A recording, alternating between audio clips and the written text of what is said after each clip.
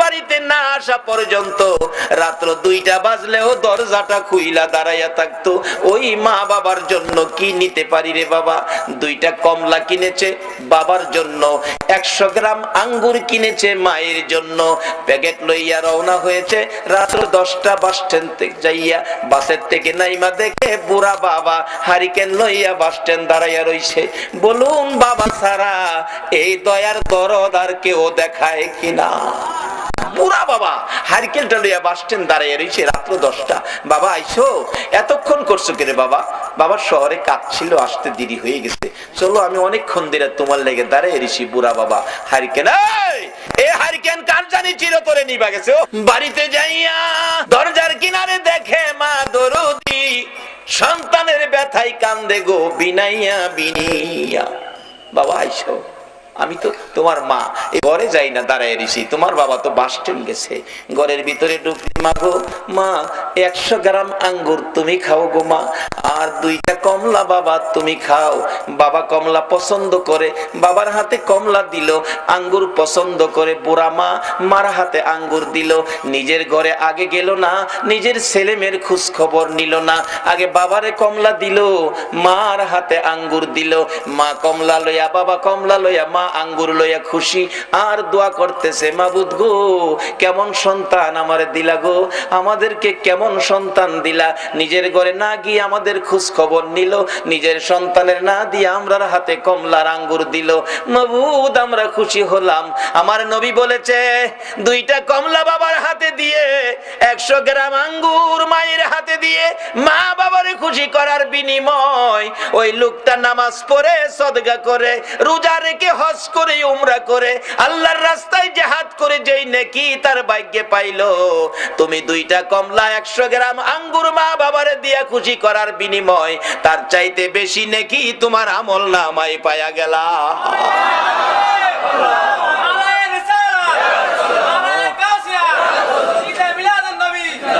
বাবারা মা বাবারে কষ্ট দিয়া মক্কা মদিনায় হজ করতে যাইেন না। একজন হাজী সাহেবের জীবনীতে দেখি উনি 39 বার হজ করে 40 বারের মাথায় হজে গিয়ে আরাফাতের ময়দানে খুশির কান্না কান্দে, প্রভু গো কি আমার নসিব, 40 বার হজ করলাম। গায়েবী আওয়াজ হইতেছে, হাজী 40 বার কেন, হায়াত পায়া 40,000 বার হজ করলেও তোমার হজ কবুল হবে না। আবার কাঁদতেছে, আল্লাহ আমি কি অপরাধ করলাম, কেন কবুল হবে না? গায়েবী আওয়াজ হচ্ছে, হাজী রে একদিন তোর গর্ভধারিণী মায়ের সাথে সাধারণ একটা জিনিস লইয়া কথা কাটাকাটি করে এক পর্যায়ে রাগ হইয়া তোর মারে লাথি মাইরা ঘরের বাইরে ফালাইয়া দিসলি। তোর মা লাথি খাইয়া গলা কাটা মুরগির মতো লাফাইতে ছিল, কলিজাটা ফাইটা গেছে রে, বিদায় হয়ে গেছে। বিদায় মুহূর্তে 2টা হাত বাড়াইয়া বলেছিল, মাবুদ এই সন্তান পেটে লইয়া গো রাত্র ভরে কোনোদিন ঘুমাইতে পারছি না। 7 মাস 8 মাস যখন বয়স বাচ্চার পেটের ভিতরে ছিল, আমি যদি মা ঘুমিয়েছি, নড়াচুরি করতে গেলে তার পায়ের লাথি আমার কলিজাই লাগছে। ঘুম থেকে উঠে বসে গেছি, আবার নড়াচুরি করছে, হাতের কনি কলিজাই লাগছে, দাঁড়াইয়া গেছি। জীবনে কত রাত্র দাঁড়াইয়া দাঁড়াইয়া কাটাইছি, না ঘুমাইয়া রাত্র কাটাইছি, ছেলের লাথি কনি খাইয়া গো আল্লাহ। তারপরে দুনিয়ায় আসবে প্রসব ব্যথায় কলিজা ফাটা ব্যথা সহ্য করেছি, আজকে কি সেই সন্তানের লাথি খাইয়া দুনিয়া থেকে বিদায় হব? মাবুদ গো বিচার তোমার কাছে দিয়ে গেলাম, এই বিচার তুমি কইরো, আমি মা বিদায় হলাম। বিচারটা দিয়েই মা দুঃখিনী দুনিয়া থেকে বিদায় হয়ে গেছে। আমার আল্লাহ বলেন, হাজী রে লাথি দিয়া মার কলিজা ফাটাইয়া মারে দুনিয়া থেকে বিদায় করে দিয়ে আরাফাতের ময়দানে 40 বার হজ করতে আইসা কান্দো, আমি আল্লাহ জানিয়ে দিলাম রে, মার কলিজা ফাটাইয়া 40 বার কেন, 40,000 বার হজ করলেও তোমার হজ আমি কবুল করব না। আমার নবী বলেছে, তোমার মা বাবাই তোমার হজ, তোমার মা বাবাই তোমার নামাজ, তোমার রোজা, তোমার মক্কা, তোমার মদিনা, তোমার মসজিদ, তোমার মা বাবা হলো তোমার জান্নাত। সব ঠিক আছে, মা বাবার সাথে সুতা পরিমাণ বেশকম চরিত্র, আচার আচরণ, ব্যবহার যদি খারাপ থাকে সব শেষ হয়ে গেছে। কারণ মা বাবার উসিলাতেই আমরা দুনিয়াতে আসছি। মা বাবার উসিলাতেই আমরা দুনিয়াতে আসছি। মা বাবা যদি কষ্ট স্বীকার না করতো, ছোটকালে যখন বিছনাত পায়খানা করতাম, মা যদি পরিষ্কার না করতো, তাহলে এই পায়খানাত ফইরা থাইকা ঠান্ডা কইরা দুনিয়াতে মইরা গেলাম বলে এই সময় একটু প্রস্রাব পায়খানা মা আমাদের শরীরে থাকতে দেয় নাই। বাবা একটু রোগ হইলেই রাত্রে রিক্সা পাইছে না, গাড়ি পাইছে না, সন্তানটা কোলে লইয়া অন্ধকারে দৌড় মারছে ডাক্তারের কাছে। ডাক্তারখানা বন্ধ, দরজায় দাঁড়ায় বাবা কাঁদছে, ডাক্তার সাহেব দরজাটা খুলেন, আমার বাবার অবস্থা ভালো না। ডাক্তার বলছে এই মাত্র খালি শুইলাম, অন্য ডাক্তারের কাছে যান। বাবা চোখের পানি ছেড়ে ডাকতো, ডাক্তার তোমার দুইটা পায়ে ধরি, আমার বাবারে বাঁচাও। এই দরদি মা বাবা ছাড়া পৃথিবীতে কেউ নাই। এই মা বাবার যদি কেউ কষ্ট দিয়ে থাকেন, তাইলে আর নামাজ পড়েন না, রোজা রাখেন না, হজ জাকাত কিচ্ছু করেন না, কোনো কাম হইতো না। আগে মা বাবার দরবারে যান, বলে হুজুর কেমনে যাইতাম, মা বাবারে 10 বছর যাবত 12 বছর যাবত কষ্ট দিতেছি। আজকে মাহফিল শেষে মা যে ঘরে থাকে যায় খালি একটা ডাক দেন, মা বাবা কই, মা বাবা কই। এই দুইটা শব্দ দুইজনে শুনলে দেখবেন আনন্দে আত্মহারা দরজাটা খুলে দিয়া বলবে, বাবা রে তুই কেমনে রে আমারে বাবা কইছস, মা কইব আমারে কেমনে মা কইছস। মাগো ভুল করছি, তোমাদের সাথে ব্যবহার খারাপ করছি, মাপ চাইবার লেগাইছি। মা বাবা দেখবেন দুজন কইব, বাবা মাপ চাইতে হইতো না, তুই যে মা কইছস বাবা কইছস এতেই আমরা তোরে মাফ করে দিছি। এই মা বাবা যদি কবরে থাকে, বলে হুজুর মা বাবারে কষ্ট দিছি, আর মা বাবা তো কবরে, এখন কি করব? মা বাবার কবরে যান, কবরে গিয়া মা বাবার জন্য কান্দেন। কি কি কইয়া কানবেন? আল্লাহ শিখাইছে, রব্বির হামহুমা কামা। এইভাবে কানতে থাকেন। যদি আপনার চোখের পানিতে মা বাবা কবর থেকে নাজাত পায়, রুহানি ভাবে কবর থেকে আপনার অপরাধগুলি মা বাবা কবর থেকেও ক্ষমা করে দিব। কিন্তু কান্দার সিস্টেমটা কি? কবরে যাবেন, অনেক হুজুররা কইব কবরে যাইেন না, কোনো ফতুয়া মানেন না, মা বাবার কবরে যাইেন। কবরে যাইয়া মা বাবার কবরের পশ্চিম পাশে দাঁড়াবেন, পশ্চিম পাশে। কেন? আমরা কবরে লাশটা যখন রেখে দেই পশ্চিম দিকে কাত করে দেই, পশ্চিম দিকে কাত করে দেই। আর আমরা কবরে গেলে মা বাবার কবরে, কিতাবে আসছে মা বাবার কবরের পশ্চিম পাশে দাঁড়াইয়েন, পূর্ব পাশে দাঁড়াইয়েন না। মা আবার এই পশ্চিম দিক থেকে পূর্ব দিক হইয়া তোমারে দেখবো, এটুক কষ্ট তুমি মারে দিও না। পশ্চিম পাশে দাঁড়াও, আর সাথে সাথে কোরআন তালাওয়াত দুরূদ ইস্তিগফার পাঠ কইরো না। কেন? সাথে সাথে কোরআন তালাওয়াত দুরূদ ইস্তিগফার পাঠ করতে থাকলে একটা নূরের পর্দা এসে তোমার মুখটাকে ঘুরে ফেলে। কাজে তোমার মা তোমাকে মন ভরে দেখতে পারে না। মা সন্তান দেখার স্বাদ আছে কিনা বলো? বাবারে মারে দেয় না, জিনিসপত্র দেয় না, মার খাবার দেয় না, কোনো কিছু দেয় না। এরপরও দেখেন সন্তানটা বাড়িতে বাইরে যায় সময় কেউ তাকায় না, কিন্তু মা কিন্তু তাকায় থাকে, একটা আশা করে তাকায়। বাবারে একবার যদি আমার দিকে চায় আমার একটা মা কইয়া যাইতি। সন্ধ্যার সময় বাড়িতে আইব, সব ঘুমায় রইছে, মার কোনো খোঁজ খবর নাই না। এরপরও বলুন সন্তান ঘরে না ঢুকা পর্যন্ত মার চোখে ঘুম আইছে কিনা?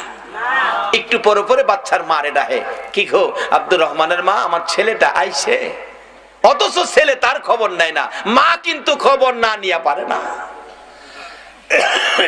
বলতেছিলাম যে মা আপনাকে আমাকে দেখার জন্য ব্যস্ত থাকে, কবরে যাইয়াও সন্তান কবরের পাশে গেলে মা ছেলেকে দেখতে চাই, বাবা ছেলেকে দেখতে চাই। নির্দেশ হলো কবরের পাশে যাইয়া কিছুক্ষণ চুপ করে দাঁড়াইয়া থাকো, তোমার মা বাবা তোমাকে মন ভরে দেখো, মন ভরে দেখতে চাই। দুনিয়ার জমিনে কত বাস্তব ঘটনা, মারে ভাত দেয় না, মার খোঁজ খবরও নেয় না। তারপরও ছেলেটা ডাকাত থেকে আইসা বৃহস্পতিবার সন্ধ্যায় শনিবার সকালে যেদিন চলে যায়, মা পিছে পিছে এতিমের মতো যায়। একবার যদি ফিরে চাইতি রে বাবা, আমারে মা কইয়া ডাক দিতে খুশি হইতাম, ডাকও দিল না, ফিরেও চাইলো না। রিকশায় উঠে গেছে, রিকশায় উঠে রিকশা টান দিয়ে ওই মোড় ঘুরে যখন এদিকে যাইতেছে, মা এদিকে দিয়া দেখে না, দৌড়াইয়া বাড়ির পিছনে যাইয়া তাকাইয়া রইছে। আমার ছেলে যাই গো, একবার ফিরে চায় না। যত দূর পর্যন্ত দেখা গেল মা ওই রান্নাঘরে পায়খানার কিনারে দাঁড়াইয়া সন্তানের দিকে তাকাইয়া থাকে। বলুন এরকম দরদ মার সন্তানের জন্য আছে কিনা? কিন্তু মার জন্য আমরা কি করলাম? আমরা কি করলাম মার জন্য? আমার নবী নিজেও মা বাবার জন্য পাগল ছিল, উম্মতের এই আদর্শটুকুন দিয়ে গেল। বাস্তব ঘটনা, আমার নবীর বয়স যখন 6 বছরে পৌঁছে নাই, আমার নবী সঙ্গীদের সাথে মাঠের মধ্যে ছিল। বিকাল হয়ে গেলে অন্য বন্ধুদের বাবা এসে টান দিয়া কোলে নেয়, 2 গালে চুমো দেয়, আর কত খেলবি, চল বাড়িতে যাই। আমার নবী তাকিয়ে থাকে, সঙ্গীদেরকে জিজ্ঞেস করে কে আসলো, তাকে কোলে নিয়ে 2 গালে চুমো দিল। ডাকতেছে সঙ্গীরা, ও মুহাম্মদ, তুমি তো জানো না এই ছেলেটার বাবা হইল ইনি, তাই না কোলে নিয়ে 2 গালে চুমো দিছে। আমার নবী তাকিয়ে আছে, বাবার কোলে সন্তান, বাবার আদর কত সুন্দর দেখা যায়। আরেকজন আয়েশা বাচ্চা কোলে নিল, 2 গালে চুমো দিল। আবার নবী তাকিয়ে আছে, নিতে নিতে দেখা যায় সকল সঙ্গীদেরকে বাবা এসে কোলে করে নিল, একজনকে কেউ কোলে নিল না। আমার নবী খোলা আকাশের নিচে দাঁড়াইয়া ওই বাবাগণের দিকে তাকাইয়া তাকাইয়া চোখের পানি ছেড়ে ছেড়ে কান্দে, আর নিজেকে নিজে প্রশ্ন করে, ও মুহাম্মদ, তোমার বাবা কই, তোমার এদিকে কেউ কোলে নেয় না। আমার আল্লাহ বলেন, বন্ধু গো, তোমার বাবা নাই গো, তুমি এতিম। এই বলে তোমার আদর কমবে না। আমি কুল মাখলুকাতকে নির্দেশ করে দিয়েছি সবাই যেন তোমাকে ভালোবাসে, আর তোমাকে যদি ভালোবাসে আমি আল্লাহ দেখি, কথা দিলাম তোমার ভালোবাসার বিনিময়ে আমি আল্লাহর ভালোবাসা পায়া যাইব। কিভাবে ভালোবাসা পাওয়া যাইব? বাস্তব ঘটনা দেখুন। আমার নবী কাঁদতেছে, আমার নবী বাড়িতে যায় না, বাবার ব্যথায় কান্দে। সঙ্গীরা খবর দিলেন আমেনার কাছে, আমেনা গো, তোমার আদরের সন্তান ময়দানে দাঁড়াইয়া কান্দে, কি জানি ব্যথা আমাদের কাছে কয় না। দৌড়াইয়া যায় ডাকতেছে, বাবা গো, এইভাবে কেন কান্দো, কে মারছে, কে দুঃখ দিছে বলো, তোমার দাদারে দিয়া শক্ত বিচার করাবো।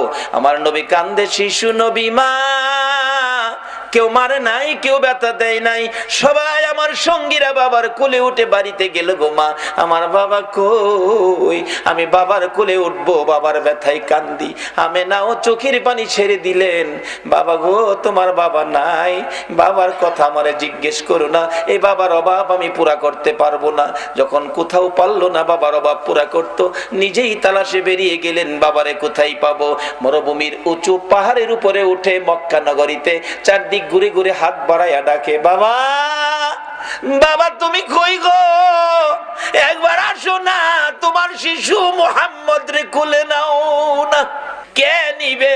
নাই নবীর বাবা মদিনার মাটিতে চির ঘুমিয়ে। আবু জাহেল কোত্থেকে যেন আসতেছিল, একটা বাচ্চার কান্না শোনা যায় পাহাড়ের উপর। আবু জাহেল গোড়ার থেকে নাইমা যাইয়া দেখে বাতিজা মুহাম্মদ, বাবা এখানে কান্দো, একটু পরে বাঘ ভাল্লুক বেরিয়ে আসবে, তোমাকে খেয়ে ফেলবে, তাড়াতাড়ি চলো বাবা, তাড়াতাড়ি চলো। নিচে নামাইয়া গোড়ার পিছনে বসাইয়া আবু জাহেল সামনে বসে গোড়াকে চাবুক মারতেছে, গোড়া রে, বিপদ হবে তোর, বিপদ হবে আমার, বিপদ হবে আমার ভাতিজার, তাড়াতাড়ি চল, তাড়াতাড়ি চল, আমিনার কাছে পৌঁছে দেই। আবু জাহেল এত জোরে মারতেছে, গোড়া তো বসার থেকে উঠে না। মাঝে মাঝে কিতাব লেখে সামনের 2টা পাও আকাশের দিকে বাড়াইয়া ডাকে, মাবুদ, তোমার বন্ধুরে পিছে বসাইয়া আবু জাহেল আমারে মারে। প্রভু গো, কথা দিলাম মার খাইতে খাইতে জীবন দিব গো, তোমার বন্ধুর সামনে না নিলে আমি যাব না। আমার নবীর ভালোবাসায় চারি পায়া জানোয়ার গুড়া যখন এইভাবে নবীর ভালোবাসায় ব্যথায় বেদিত হয়েছে, আবু জাহেল মারতে মারতে সমস্ত শরীর রক্তাক্ত করে ফেলেছে, কয়েক জায়গার চামড়া ফাইটা রক্ত জমিনে পড়তেছে। অবশেষে আবু জাহেল বিরক্ত হইয়া ডাকতেছে, গোড়া রে, এত আদর করি, এত কথা শুনস, আজকে কেন উঠতেছস না, এত মার খাইতেছস? গোড়া ডাকতেছে, প্রভু গো, তোমার নবীর ভালোবাসায় হাত বাড়াইলাম, আমার জবান খুলে দাও না গো বন্ধু। আমার আল্লাহ বলেন, গোড়া রে, আমার বন্ধুর ভালোবাসায় গেলি, আমার ভালোবাসা পাইলি, যা যা, মানুষের মতো কথা বলার অধিকার দিয়ে দিলাম। একটা চারি পায়া জানোয়ার যদি নবীর ভালোবাসায় গেলে আল্লাহর ভালোবাসা পাইয়া মানুষের মতো কথা বলার অধিকার পায়, বলুন এই নবীর পক্ষে যাইয়া নবীর কথা মানলে, নবীর ভালোবাসা দিলে আমার আল্লাহর ভালোবাসা আমরা পাইব কিনা? নবীজি ডাকতেছে, আমি দেখি আমার চাচা আবু জাহেল এত মায়ের মারলো, গোরা অবশেষে মানুষের মতো কথা বলতেছে, এরে আবু জাহেল তোর কি মায়া না, আর কত আমারে মারবি, তাহলে তুই ওটা বসার থেকে উঠোস না কেন? গোরা ডাকতেছে, আবু জাহেল রে, না ওটার কারণ হলো পিছনে যারে বসাইছো ইনি হলেন রাহমাতাল লিল আলামিন, সকল সৃষ্টির জন্য যেই নবী করুণা, যেই নবী রহমত, এই নবীরে পিছে বসাইয়া তুমি সামনে বসে বেয়াদবি করবা, আমি গোরা মার খাইয়া জীবন দিব, আমি বসার থেকে উঠবো না। আমার নবী পিছনে বসে আছে, তুমি সামনে বসে থাকবা, আমি চলতে পারি না, জলদি করে সামনে আনো নবীকে, তাহলে আমি সামনে চলবো। আবু জাহেল কই, বাতিজা বাজান সামনে আইও। নবীজির সামনে বসাইছে, গোরা চলছে নবীর ভালোবাসায়, গোরা আল্লাহর ভালোবাসা পাইয়া মানুষের কথা বলার অধিকার পাইল। বাড়িতে পৌঁছে দিলে মা আমেনার কাছে, আমেনা তোমার ছেলেরে বাগে খাইতো, আমি যদি না দেখতাম। আমেনা মুস্কি মুস্কি হাসি, আবু জাহেল আমার এই ছেলের বাগে খাওয়ার সাহস কেমনে জানো তুমি? আমি জানি কেমনে, যেদিন আমার এই সন্তান পেটে ছিল এদিন জংলার বাঘ এসে আমারে সালাম করে আমারে খবর জানায় গেছে। আমেনা গো, তোমার কপাল ধন্য, তোমার পেটে রাহমাতাল লিল আলামিন। যেই নবী পেটে থাকলে বাঘে সালাম করে, এই নবীরে বাঘে খাইতে পারে না। নবীরে খাইবো দূরের কথা, নবীর উম্মতেরই তো সালাম করে, গাউসে পাকের সালাম করে গেছে, গাউসে পাকের সালাম করে গেছে, খাইতে করতে সালাম করিতে কুলফানা। আমেনা কয়, আমার ছেলেরে বাগে খাইতো না। আপনাদের মন কি নবীরে বাগে খাইবো? আল্লাহু আকবার। এই নবীর উম্মত আপনারা বাগে খাইতো, এই সাহস বাগে রয়েছে না। আর মশাই ফাইলে আমরা ছাড়ে না। চট্টগ্রাম মশাই কামড়া, কারেন্ট না থাকলে দেখেন ঘুমাইলে মশা যে কি খুশি হয়, আইসা খানের কাছে গান কয়, বন্ধু ঘুমাইছো?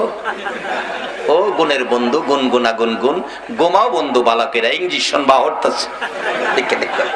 সব বিপদ থেকে বাঁচার একটাই উপায়, মা বাবার দোয়া নেন, নবীর ভালোবাসা দেন, অলিগণের পক্ষ নেন। অলিগণের পক্ষে বিপদ উদ্ধার কিভাবে? একটা বাস্তব ঘটনা, যেটা সকল দলের আলেমের একমত, যারা অলির পক্ষে আসতে রাজি না হেরাও এটার মধ্যে একমত।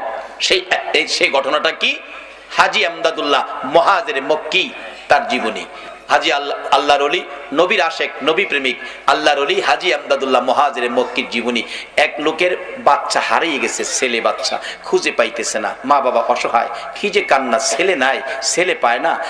অবশেষে কে যেন বললেন, আরে আল্লাহর ওলির কাছে যাও না, অন্ত ওলির কাছে গেলেই ফতু আইবো, শিরিক শিরিক, ওলিরা কি দিব, ওলিরা তো মরে গেছে। আমারও কথা এই, মরে গেলে মরা মানুষ কিছু দিতে পারে না, কিন্তু নবী কিন্তু ওলি ব্যাপারে হাদিস দিয়ে গেছে, ইন্না আউলিয়া আল্লাহ লা ইয়ামুত।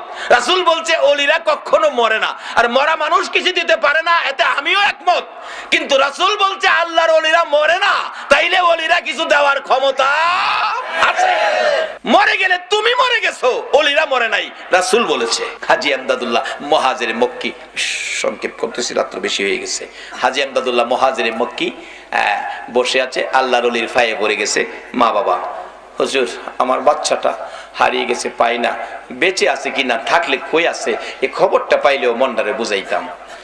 হাজী আমদাদুল্লাহ মুহাজির মক্কি কয়, বাবা তোমরা বসো, আমি দেখি কই আছে। চোখটা খালি বন্ধ করছে, চোখটা বন্ধ করে চোখটা খুইলা কয়, বাবা রে, তোমার ছেলেটারে নিয়ে সমুদ্রের মাঝখানে ছোট্ট একটা দ্বীপের মধ্যে ফালাইয়া রাখছে, এখান থেকে আনা সম্ভব হবে না, না খায়া থাকতে থাকতে শুকিয়ে গেছে, 1-2 দিনের মধ্যে এমনিতেই সে মারা যাবে।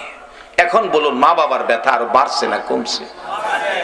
দুইজন কান্না, কে জানি বলতেছে, কানলে কি লাভ হইব, আল্লাহর ওলির পায়ে ধরো, হুজুর আমার বাচ্চাটা আইনা দেন, আনতে গেলে হেলিকপ্টার দরকার, না হয় জাহাজ দরকার। অলির ফাওদেরা কান্দে, কোন দলের আলেম অস্বীকার করার ক্ষমতা নাই। অলির ক্ষমতা কত দেখেন, বেলায়েতের হাত শুধু এই জায়গায় নয়, তারা প্রয়োজন হলে এই জমিন থেকে বেলায়েতের হাত বাড়িয়ে দিয়ে আল্লাহর আরশ পর্যন্ত ধরার ক্ষমতা রাখে। হাজী আমদাদুল্লাহ মুহাজির মক্কি পায়ে পড়ে কাঁদতেছে, মা বাবা, হুজুর আমার বাচ্চাটা আইনা দেন, আর সহ্য করতে পারি না হুজুর, আজকে বেশ কিছু দিন যাবত বাচ্চা হারা। এবার হাজী আমদাদুল্লাহ মুহাজির মক্কি বলতেছেন, বাবা আচ্ছা একটু বসো। চক্ষুটা বন্ধ করে বলছে, যাও বাড়িতে যাও, তোমার ছেলেটা বাড়িতে আইছে, হেলিকপ্টার জাহাজের দরকার, কিছুক্ষণের মধ্যে কইছিলে বলে বাড়িতে আইছে। দৌড়ায় বাড়িতে গেছে, গিয়া দেখে নাজেহাল অবস্থা, জ্ঞান হারা অবস্থা, ঘরের দরজায় পইরা রইছে। মা বাবা কুলে নিয়ে গোসল দিয়ে কিছু নাস্তা পানি খাওয়ায় কিছুটা সুস্থ হইলে বলতেছে, বাবা চলো, যে হুজুরের দোয়াই তোমারে পাইছি, হুজুরটারে দেখায় নিয়ে আসি। কুলে লইয়া হুজুরের কাছে গেলে বলতেছে, বাবা এই যে দেখো এই হুজুর কত বরকতের হুজুর। ছেলেটা কয়, আম্মা আব্বা এই হুজুরটারে চিনেন? চিনি মানে এই হুজুরের দোয়াই তো তোমারে পাইছি। বাবা দোয়াই না তো, এই হুজুরটা কি করছে আপনি তো দেখেন নাই। এই হুজুরটা না সমুদ্রের কিনারে দাঁড়াইছে, সমুদ্রের কিনার থেকে দুইটা হাত ওই সমুদ্রের দ্বীপের মাঝখানে বাড়াইয়া দিছে। সমুদ্রের এপার থেকে দ্বীপের মাঝখানে হাত বাড়াইয়া আমাকে কুলে উঠাইয়া টান দিয়া উঠাইয়া নিয়ে আইছে। এটা বেলায়েতের হাত। এই হাত যেদিন আবার সমাজে বেরিয়ে যাবে, সকল বেজাল সমাজ থেকে দূর হয়ে যাবে ইনশাআল্লাহ। কিন্তু অলিরা এখন সমাজে আসতে চায় না কেন? আমরা অলিদেরকে ধাক্কা দেই, অলিদেরকে নিয়ে সমালোচনা করি, অলিদের দরবারকে নানান ফতোয়া দিয়ে দুর্বল করতে চায়। এই জন্য তারা নিশ্চুপ সুযোগ দেন। অলিদের হাত বেলায়েতের হাত বড় শক্ত হাত, যে হাতটা লম্বা হইতে হইতে সোনার মদিনায় যায়, যে হাতটা লম্বা হইতে হইতে আল্লাহর আরশ পর্যন্ত যায়। যা কিছু চাবেন তাই পাবেন, অলির হাতের মাধ্যমে হাতটা বাড়ান। কাজী আসুন আমরা সবচেয়ে বড় ভাগ্যবান যারা গাউসে পাকের মতো একজন অলির ভক্ত, খাজায়ে খাজেগার মতো, আতায়ে রাসূল খাজায়ে খাজেগার মতো একজন অলির ভক্ত। আজকে চট্টগ্রামের জমিনে আপনারা নসিব কত ভালো, কত অলি চট্টগ্রামের জমিনে ঘুমিয়েছে। আজকে সকল অলিদের রুহানি ফায়েজ আপনাদের উদ্দেশ্যে হাজির হয়ে গেছে। কাজী এই বরকত আপনারা পাবেন, কিন্তু সব বরকত একসাথে হবে যেদিন মা বাবার সাথে ব্যবহার ভালো করবে। ওই মা বাবা যদি কবরও থাকে, মা বাবার জন্য দোয়া করবেন, এই অনুরোধ আপনাদের প্রতি রাখলাম। নবী নিজেও বাবার ব্যথায় মদিনায় গিয়ে মায়ের সামনে কাঁদছিলেন। আল্লাহ বলছে, বন্ধু বাবার কবরে এসে কাঁদতেছো, কথা দিলাম তোমার উম্মতেরা যদি এইভাবে বাবার কবরে কান্দে, আমি কথা দিলাম এই কান্নার সাথে সেই কান্না মিলায়া আমি তার বাবাকে মাফ করে দিব। মাকে নিয়ে আবার মদিনায় থেকে মক্কায় ফিরে আসবে। আবুয়া নামক স্থানে মা অসুস্থ। মা বলছে, বাবা মুহাম্মদ আমার বুকে আয়। মন কয় আমি বাঁচবো না বাবা। আমার নবী কান্দে, মাগো বাবার ব্যথা কলিজার থেকে সরাইতে পারি না, তুমি যদি চলে যাও গো মা, কেমনে আমি শান্তিতে থাকবো, কেমনে এই ব্যথা আমি অন্তর থেকে সরাবো। কিছুক্ষণের মধ্যে আমার নবীর মা সন্তান দুই গালে চুমাইয়া চুমাইয়া বিদায়ী হয়ে গেছে। দাফন করে আবুয়া নামক স্থানে উম্মে আইমানের কুলে উঠে কাদের উপর গাট্টা ফালাইয়া নবী কান্দে, উম্মে আইমান গো আমার মা নাই, আমার বাবা নাই, মক্কা নগরে আমারে কে মায়া করবে, কে আমারে আদর করবে। উম্মে আইমান বলছে, মুহাম্মদ আমি কথা দিলাম গো, যতদিন বেঁচে থাকি আমি তোমার পাশে মায়ের কাজ করে যাব। আমার নবী মায়ের কবরের পাশেও কাঁদলে আমার আল্লাহ বলেন, বন্ধু গো যেইভাবে তুমি মায়ের কবরের পাশে কাঁদছো, এইভাবে তোমার উম্মতেরা যদি মায়ের কবরে যাইয়া কান্দে, তোমার চোখের পানির সাথে তাদের চোখের পানি মিলাইয়া তোমার কান্নার বিনিময়, তোমার কান্নার বরকতে ওই মায়ের কবর জান্নাতের বাগান বানাইয়া দিব। নবীজি শুধু বলে নাই বাবার কবরে কাঁদছেন, মায়ের কবরে কান্দা উম্মতের শিক্ষা দিয়ে গেছেন প্র্যাকটিক্যালি। মা বাবার কবরে যাইতে হবে, পশ্চিম পাশে দাঁড়াবেন, কিছুক্ষণ চুপ করে থাকবেন, মা বাবা মন ভরে দেখে, কিছু জানেন না জানেন দোয়া কইরা হাত বাড়াই দিবেন, কিচ্ছু জানেন না তবু দুইটা হাত বাড়াই দিবেন, আল্লাহ আমি কিচ্ছু জানি না, মা বাবা আমরা লাগে দুনিয়াত কষ্ট করছে, আমার মারে কবরে কষ্ট দিও না, যদি অপরাধ থাকে আমি সন্তান ক্ষমা চাইছি, ক্ষমা করে দাও। যদি কিচ্ছু না জানেন একজন আলেম নাইবে নবী কবরের সাথে এই কবরে নিয়ে যাবেন, পাশে নিয়ে দোয়া করাবেন। আর যদি সেই ক্ষমতা না থাকে, কারণ একজন আলেম নিলে তো কিছু হাদিয়া সম্মান স্বরূপ দিতে হবে, যদি সেই ক্ষমতা না থাকে আপনি নিজেই যান কবরে, 11 বার বিসমিল্লাহ শরীফ পড়ে, আর কিছু লাগবে না, 11 বার বিসমিল্লাহ শরীফ পড়ে। নবীর হাদিস, এক কবরে নবীজি দেখতেছে সাহাবা উম্মতের কবরে আযাব, রাসূল বলেন প্রভু গো আমি কেমনে সহ্য করব উম্মতের কবরে আযাব। জিবরাইল আইকে হুজুর আল্লাহ পাঠাইছে 11 বার বিসমিল্লাহ পড়ে দোয়া করে দিতেন। নবীজি 11 বার বিসমিল্লাহ পড়ে হাত বাড়াইছে, দেখে হাতের ফাঁকে 11 জন বেহেশতি হুর কবরে ঢুকতেছে। রাসূল বলেন, এই হুরের সর্দার কি ব্যাপার, তোমরা আসছো, দাঁড়াও কি ঘটনা, এখন এসে গেছো? হুজুর আপনি যে 11 বার বিসমিল্লাহ পড়ে দোয়া করছেন, এর বরকতে তারকে জীবনের তরে মাফ করে দেওয়া হয়েছে, এর বরকতে 11 জন হুর বাজেট হয়েছে, কিয়ামত পর্যন্ত তার কবরে তারে খেদমত করা হবে। 11 বার বিসমিল্লাহ শরীফ, এর চেয়ে সহজ তো আর কিছু নাই। তাহলে মা বাবার কবরে যাবেন, অলিগণের পক্ষে থাকবেন, এই অনুরোধ আপনাদের প্রতি রেখে আমি আমার আলোচনা, আমি অসুস্থ, আসলে বেশি অসুস্থ, আজকের জন্য এখানেই শেষ করে দিলাম। আসুন একটু দুরূদ ও সালাম মদিনা পাঠাইয়া আপনাদেরকে নিয়ে দোয়া করে, ইয়া নবী সালাম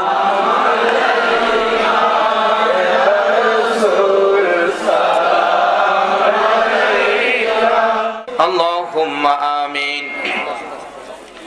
ربنا ظلمنا أنفسنا وإن لم تغفر لنا وترحمنا لنكونن من الخاسرين رب ارحمهما كما ربياني صغيرا বলুন সবাই, رب ارحمهما كما ربياني صغيرا। রব্বুল আলামিন মায়ার নজরে তাকাইয়া দেখো গো, রাত্র গভীর তোমার আদরের বান্দা লইয়া হাত বাড়াইছি মাবুদ, একবারে খালি হাত বাড়াই নাই। তুমি আল্লাহ নিজে যার উপরে 24 ঘন্টা দুরূদ ও সালাম পাঠ করো, ফেরেশতারা করে ইমানদারদেরকেও দুরূদ সালাম পাঠ করার নির্দেশ করেছো। মায়ার নজরে তাকাইয়া দেখো গো, তোমার আদরের ইমানদার বান্দারা তোমার হাবিবের উপর এই গভীর রাত্রে প্রাণ ভরে দুরূদ ও সালাম মদিনা পাঠাইছে গো আল্লাহ। আমাদের দুরূদ ও সালাম গুলো পাখির মতো উড়াইয়া উড়াইয়া দয়ার নবী মায়ার নবীর কদম মুবারকে পৌঁছাইয়া দাও। ইয়া আল্লাহ, দুরূদ ও সালাম উসিলা করে আজকের মাহফিল উসিলা করে, ইয়া আল্লাহ গাউসে পাকের শরণের মাহফিল উসিলা করে আমরা যারা হাত বাড়াইছি আমাদের তামাম জিন্দেগীর গুনাহগুলো ক্ষমা করে দাও। মাবুদ, জানি দুনিয়ায় থাকবো না, তারপরেও শয়তানের দুকাই পড়ে দুনিয়ার মায়ায় পড়ে বহু গুনাহ করে ফেলেছি। গুনার খবর মা জানে না, গুনার খবর বাবা জানে না, পাড়া প্রতিবেশী কেউ জানে না রে আল্লাহ। গুনার খবর জানো তুমি আল্লাহ। মাবুদ, আখিরি নবীর উম্মত বলে এ গুনার খবর কাউরে জানাইও না গো আল্লাহ।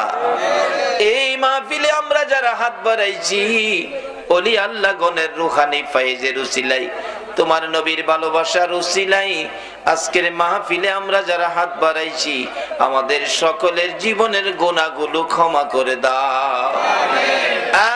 মাবুদ, ক্ষমা চাইলাম জীবনের গুনাহ, ক্ষমা যদি না করো কবে জানি মৌতের চিঠি লইয়া আজরাইল আইসা যায়, কবে জানি চারজনে দরে দরে টাইনা টাইনা বাহির করবে, উঠানের কিনারে পর্দা টানাবে, নাকে কানে তুলা লাগাবে, বড়ি পাতার গরম পানি জীবনের শেষ গোসল করাবে।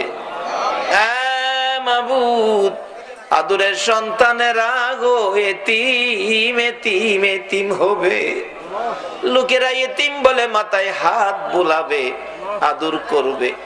সন্তানেরা বাবার লাশের পাশে দাঁড়াইয়া ডাকবে, বাবা আর কি এই বাড়িতে আসবা না? আমরা কি বাবা বলে আর তোমারে ডাকতে পারবো না? আমরা রে এতিম করে সাদা কাফন পরে কই রওনা হইলা গো বাবা। বড় মেয়েটা স্বামীর বাড়ির থেকে এসে বাবার বিছানায় পরে কাঁদবে, বাবা গো বিছানা খালি করে কই যাইতেছো গো বাবা? ওই দিন আসার আগে আজকে আমরা যারা হাত বাড়াইছি, মেয়ে বুঝি না, পুরুষ বুঝি না, যুবক বুঝি না, বুড়া বুঝি না, নামাজি বুঝি না, বেনামাজি বুঝি না, আজকের মাহফিলের উসিলায় আমরা সবাইকে মাফ করে দাও গো আল্লাহ। মাবুদ, জীবনের গুনাহ ক্ষমার আসার দরখাস্তের পর আরেকটা দরখাস্ত করি, তুমি কিন্তু রাগ হইও না। আমি জানি না আজকে হাজার হাজার মানুষ তোমার কাছে হাত বাড়াইছে, কার মনে জানি কি দুঃখ কি ব্যথা, কার মনে জানি ব্যথা মানাই গো মানাই। ও দরদি মা যে মার দিকে তাকাইলে কলিজা ঠান্ডা হইয়া যাইত, শত দুঃখ লইয়া মা মা কইয়া ডাক দিলে প্রাণ ঠান্ডা হইয়া যাইত। যে মার চেহারার দিকে তাকাইলে একটা কবুল হজের নেকি পাওয়া যাইত। মায়ের অভাবী কে জানি হাত বাড়াইছে গো আল্লাহ, আমি নিজেও মার অভাবী হয়ে গেছি। এতদিন তো শুধু বলতাম মা হারা কথা, এখন নিজেও বুঝেছি মা হারা কত ব্যথা। মাহফিল শেষে গাড়িটা বাড়িতে গেলে 2টা 2:30টাও কোনোদিন হয়েছে। গাড়িটা থামাইয়া বাড়িতে মার রুমের কাছে গেলে দেখি মা দাঁড়াইয়া রইছে। জিজ্ঞেস করলাম, মা গো তুমি কি ঘুমাও নাই? মা জবাব দিত, বাবা গো যতক্ষণ পর্যন্ত তুমি বাড়িতে না আইছো আমি মার চোখে ঘুম আসে না রে বাবা। এই দরদি মায়ের অভাবী বাবার অভাবী কে জানি হাত বাড়াইছে রে আল্লাহ। মায়ের অভাবীরা কি করে নিজে দেখেছি। একটা মায়ের পাগল 5-6 বছর বয়স, মা বাচ্চা হবে, ডেলিভারি হবে। এলাকার মহিলারা কয় আপনার অবস্থা ভালো না, তাড়াতাড়ি হসপিটালে যান। রিক্সা করে হসপিটালে যাবে, ছেলেটা পিছে পিছে যায়, মা মা কইয়া ডাকে, মা কোথায় যাইতেছো? আমারে নিবা না, আমারে কইলা না। অন্যদিন কোথাও গেলে আমারে আগে সাজাইছো, পরে তুমি কাপড় পরছো, বুরগা পরে রওনা হইলা, আমারে দি কিছু কইলা না গো মা। মা চোখের পানি ছেড়ে দেয়, বাবা রে আমি বেড়াইতে যাই না রে বাবা, আমার বলে অবস্থা ভালো না, হসপিটালে যাইতেছি। মা কোন সময় আসবা গো? আমারে কই রাইখা গেলা গো? তুমি তোমার নানার কাছে থাকো, আমি হসপিটালে যাই, কোন সময় আসবা? কোন সময় আসবো বলতে পারি না রে বাবা, অবস্থা বলে আমার ভালো না। ভাগ্য যদি ভালো হয় মায়ের মুখ দেখবি রে, ভাগ্য যদি খারাপ হয় জীবনে আর মা কইয়া ডাকতে পারবি না। এই কথা বললে ছেলেটা দৌড়াইয়া মায়ের রিকশার সামনে দাঁড়াইয়া গেছে। মাগো তুমি যদি ফিরে না আসো আমি কার গলায় ধরে ঘুমাবো গো মা? আমারে কে গোসল করাবে? আমারে কে বাবা বাবা কইয়া ডাকবে? বাবা দোয়া কইরো মানি ফিরে আসতে পারি, তোমার নানার কাছে থাকো।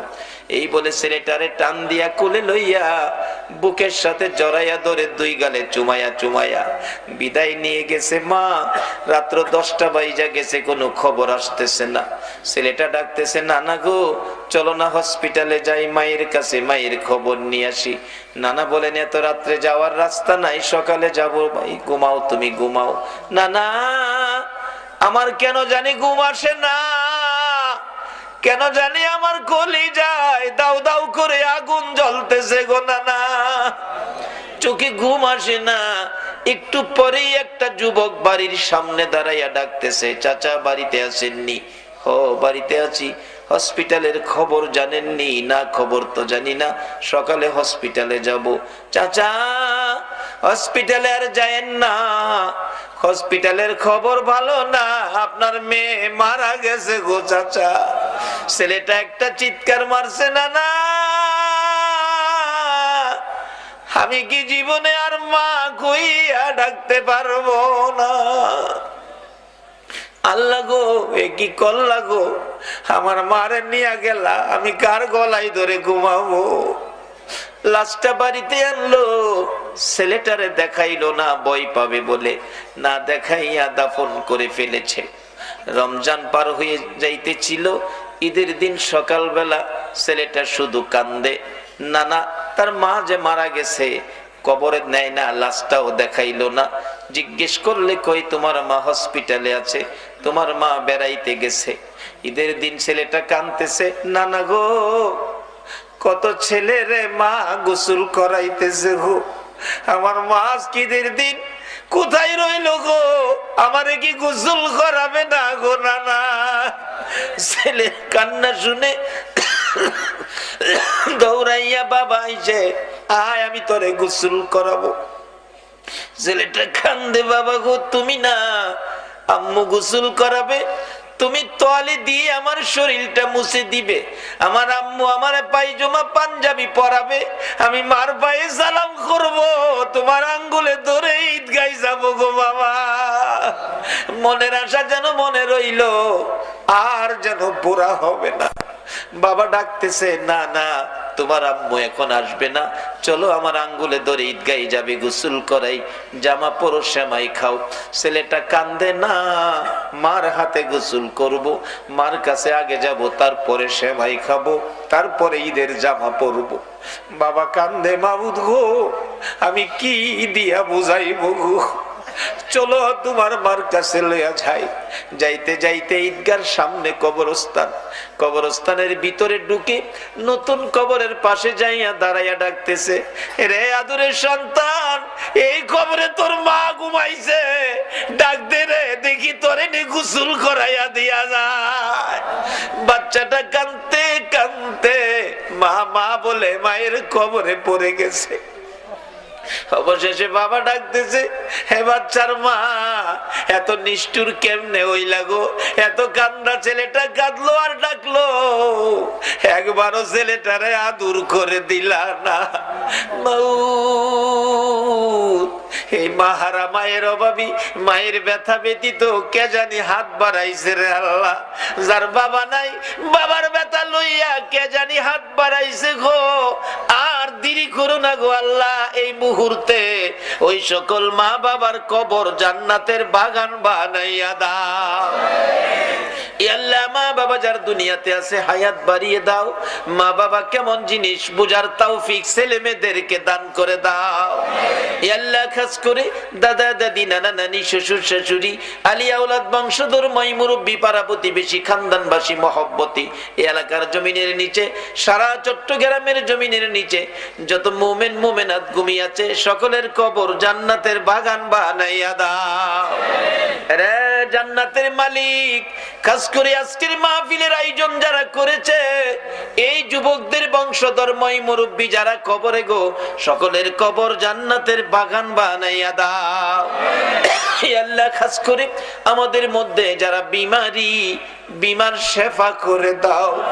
আমি নিজে অসুস্থ, আরেকজন চক্ষু অপারেশন করবে শুনলাম, আল্লাহ গো আমাকে সহ চক্ষু অপারেশনকারী সহ সকল বিমারিকে শেফা করে নেক হায়াত বাড়াইয়া দাও। আমাদের মধ্যে যারা অভাবী, অভাব দূর করে দাও। আমাদের মধ্যে যারা নামাজি, নামাজ কবুল করে লও। যারা নামাজ পড়ে না, নামাজের বুঝ দান করে দাও। যারা ব্যবসা করে ব্যবসায় বরকত দাও। যারা চাকরি করে পদোন্নতি দান করে দাও। আল্লাহ যারা বিদেশ থাকে সকল বিদেশিদেরকে হেফাজতে রাখো গো আল্লাহ। যারা বিদেশ যাবে তাদের মনের আশা পুরা করে দাও গো আল্লাহ। আল্লাহ খাস করে জনাব শফিউল আলম, মাওলানা শফিউল আলম নিজামীকে আল্লাহ গো তুমি সুস্থ করে নেক হায়াত বাড়াইয়া দাও। তোমার নবীর আশিকগণকে যদি তুমি সাহায্য না করো, তোমার নবীর শান মান কে গাইবো গো আল্লাহ। আল্লাহ সুস্থ করে নেক হায়াত বাড়াইয়া দাও। আল্লাহ খাস করে আজকের মাহফিলে যারা এই পর্যন্ত কষ্ট করেছে, সকলকে তুমি আফত বিপদ, আযাব গজব, অ্যাক্সিডেন্ট, বালা মুসিবত, শয়তানের শয়তানি, দুশমনের দুশমনি হইতে বাঁচাইয়া রহমত, বরকত, শান্তি দ্বারা ভরপুর করে দাও। আল্লাহ মা বোনদেরকে রাবিয়া বস্তির মতো বানাইয়া দাও। আল্লাহ গো এই মাহফিলের সকলকে ইমাম হাসাইন আর হুসাইনের মহব্বত অন্তরে পয়দা করে দাও। নবীর ভালোবাসার মালা সকলের গলায় পরাইয়া দাও। দয়ার নবীরে একদিন ঘুমের ঘরে স্বপ্নে দেখাইয়া দাও। নবীজিকে স্বপ্নে না দেখাইয়া কারো গায়ে সাদা পোশাক পরাইও না গো আল্লাহ। আল্লাহর একটা দরখাস্ত করি, গাউসে পাক আল্লাহ গো, গাউসে পাকের পাগলগুলো এত রাত পর্যন্ত কষ্ট করেছে আল্লাহ। গাউসে পাকের রুহানি ফয়েজ, খাজা বাবার রুহানি ফয়েজ আল্লাহ গো, চট্টগ্রামের জমিনে যত ওলি আল্লাহগণ ঘুমিয়েছেন, আল্লামা গাজী শেরে বাংলার রুহানি ফয়েজ, হযরত করম আলী শাহ রহমাতুল্লাহের রুহানি ফয়েজ সহ চট্টগ্রামের জমিনের নিচে সকল ওলি আল্লাহগণের রুহানি ফয়েজ আমাদেরকে নসিব করে দাও। গাউসে পাকের গোলাম হিসাবে আমাদের সকলকে তুমি কবুল করে নাও গো আল্লাহ। মাবুদ গো, আজকের মাহফিলে দূর দূরান্ত থেকে আসছে আবার গাউসে পাকের গোলাম, তোমার নবীর গোলাম, যারা যেখানে যাবে সহি সালামতে পৌঁছাইয়া দিও গো আল্লাহ। আল্লাহ, হযরত করম আলী শাহ রহমাতুল্লাহ আলাইহি স্মৃতি সংগঠন, এই যুবকদের সংগঠন তোমার মায়ের হাতে দিয়ে গেলাম। কিয়ামত পর্যন্ত এই সংগঠনের পক্ষ থেকে এই মাহফিল তুমি কায়েম রাখো গো আল্লাহ। এই যুবকদেরকে বেশি বেশি করে নেক হায়াত বাড়াইয়া দাও গো আল্লাহ। মাবুদ গো, যতগুলো দরখাস্ত করলাম মাহফিলের উসিলাই, দুরুদ ও সালামের উসিলাই, গাউসে পাকের রূহানি ফয়েজের উসিলাই সবগুলো তুমি কবুল আর মঞ্জুর করো গো আল্লাহ। ওয়া সাল্লাল্লাহু তাআলা আলা খায়রি খালকিহি মুহাম্মাদিন ওয়া আলা